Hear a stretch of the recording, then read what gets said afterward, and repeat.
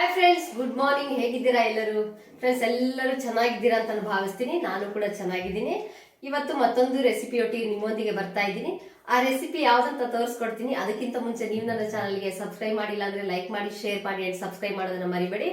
ಇವತ್ತು ಮಜ್ಜಿಗೆ ಸಾಂಬಾರ್ನ ಮಾಡ್ತಾ ಇದ್ದೀನಿ. ಮಜ್ಜಿಗೆ ಹುಳಿ ಅಥವಾ ಮಜ್ಜಿಗೆ ಸಾಂಬಾರ್ ಅಂತ ಹೇಳ್ತೀವಲ್ಲ, ಅದು ತುಂಬಾ ಟೇಸ್ಟಿ ಆಗಿರುತ್ತೆ. ಮತ್ತೆ ಬಾಯಿ ರುಚಿ ಇರಲ್ಲ ಅಂತ ಟೈಮಲ್ಲೂ ಮಾಡ್ಕೋಬಹುದು. ಮತ್ತೆ ಬಿಸಿಲು ತುಂಬಾ ಇರುತ್ತೆ, ನೀರ್ ಕುಡಿತಾನೆ ಇರ್ತೀವಿ, ಅಂತ ಟೈಮಲ್ಲಿ ಊಟ ಹೋಗಲ್ಲ.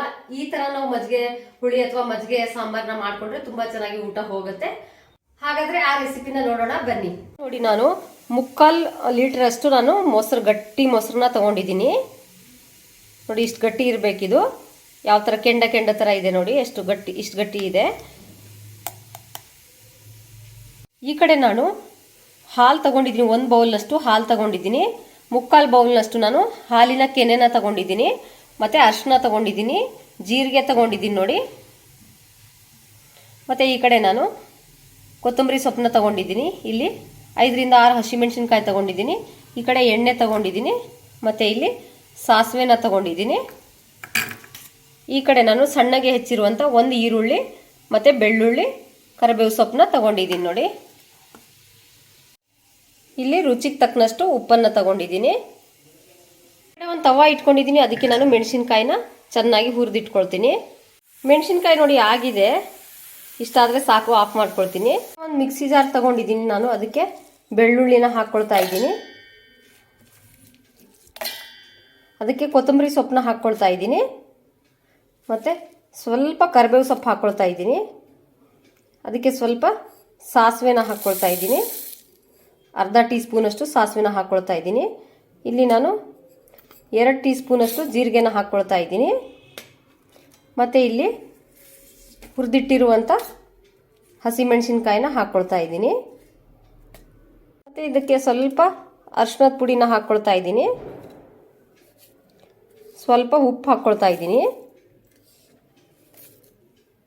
ಇದಕ್ಕೆ ಸ್ವಲ್ಪ ನಾನು ಮೊಸರು ಹಾಕ್ಕೊಳ್ತಾ ಇದ್ದೀನಿ. ಗಟ್ಟಿ ಮೊಸರು ಹಾಕಿ, ನೀರು ಹಾಕಲ್ಲ, ಮೊಸರು ಹಾಕಿ ನಾನು ಗ್ರೈಂಡ್ ಮಾಡ್ಕೊಳ್ತಾ ಇದ್ದೀನಿ. ಇದನ್ನು ಗ್ರೈಂಡ್ ಮಾಡ್ಕೊಳ್ತೀನಿ. ಈಗ ಇಷ್ಟು ಗ್ರೈಂಡ್ ಆಗಿದೆ.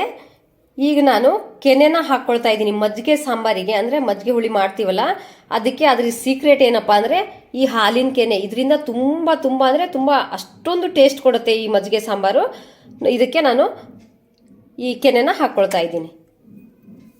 ಮೇಯ್ನ್ ಇದಕ್ಕೆ ಈ ಸಾಂಬಾರಿಗೆ, ಮಜ್ಜಿಗೆ ಸಾಂಬಾರಿಗೆ ಬೇಕಾಗಿರೋದು ಮೇಯ್ನು ಈ ಕೆನೆನೆ, ಹಾಲಿನ ಕೆನೆನೆ. ಈಗ ಇದನ್ನು ಗ್ರೈಂಡ್ ಮಾಡ್ಕೊಳ್ತೀನಿ ನಾನು.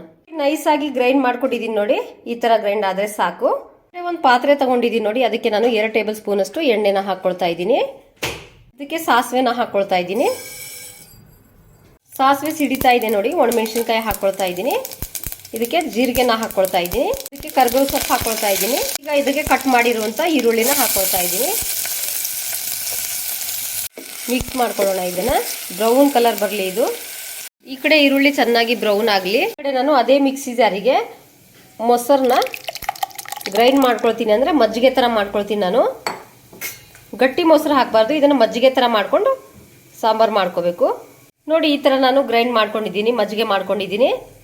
ಈ ಕಡೆ ನೋಡಿ, ಈರುಳ್ಳಿ ಎಲ್ಲ ಚೆನ್ನಾಗಿ ಫ್ರೈ ಆಗಿದೆ. ಇದಕ್ಕೆ ಗ್ರೈಂಡ್ ಮಾಡಿರುವಂಥ ಮಸಾಲೆನ ಹಾಕ್ಕೊಳ್ಳೋಣ. ಇದಕ್ಕೆ ಗ್ರೈಂಡ್ ಮಾಡಿರುವಂಥ ಮಜ್ಜಿಗೆನ ಹಾಕ್ಕೊಳ್ಳೋಣ. ಇದಕ್ಕೆ ನಾನು ಹಾಲನ್ನ ಹಾಕ್ಕೊಳ್ತೀನಿ ನೋಡಿ. ಹಾಲು ಮತ್ತು ಕೆನೆ ಇರುತ್ತಲ್ಲ, ಹಾಲಿನ ಕೆನೆ, ಇದು ಇದರ ಸೀಕ್ರೆಟ್ ಅಂತಲೇ ಹೇಳ್ಬೋದು. ತುಂಬ ಟೇಸ್ಟಿ ಕೊಡುತ್ತೆ ಎರಡನ್ನೂ ಹಾಕುವಾಗ. 1 ಬೌಲ್ನಷ್ಟು ಹಾಲನ್ನು ಹಾಕ್ಕೊಳ್ತಾ ಇದ್ದೀನಿ. ಈಗ ಇದಕ್ಕೆ ರುಚಿಗೆ ತಕ್ಕನಷ್ಟು ಉಪ್ಪನ್ನು ಹಾಕ್ಕೊಳ್ತಾ ಇದ್ದೀನಿ. ಮಿಕ್ಸ್ ಮಾಡ್ಕೊಳ್ತೀನಿ.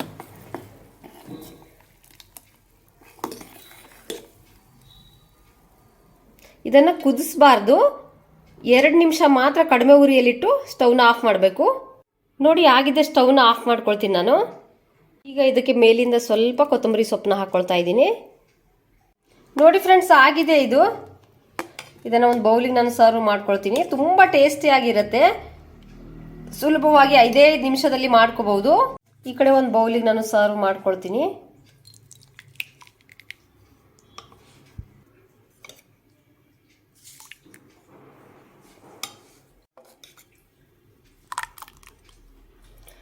ಬೇಗ 5 ನಿಮಿಷದಲ್ಲಿ ಮಾಡ್ಕೋಬಹುದು ಇದನ್ನು.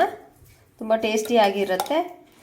ಮತ್ತು ಬೇಸಿಗೆಯಲ್ಲಿ ತುಂಬ ಸೆಕೆ ಆಗಿರುತ್ತೆ, ಬರೀ ನೀರು ಕುಡಿತಾನೆ ಇರ್ತೀವಿ ಅಂಥ ಟೈಮಲ್ಲಿ ಊಟ ಹೋಗಲ್ಲ. ಆ ಟೈಮಲ್ಲೆಲ್ಲ ತುಂಬ ಚೆನ್ನಾಗಿ ಮಾಡ್ಕೊಂಡು ತಿನ್ಬೋದು, ರುಚಿ ಕೊಡುತ್ತೆ.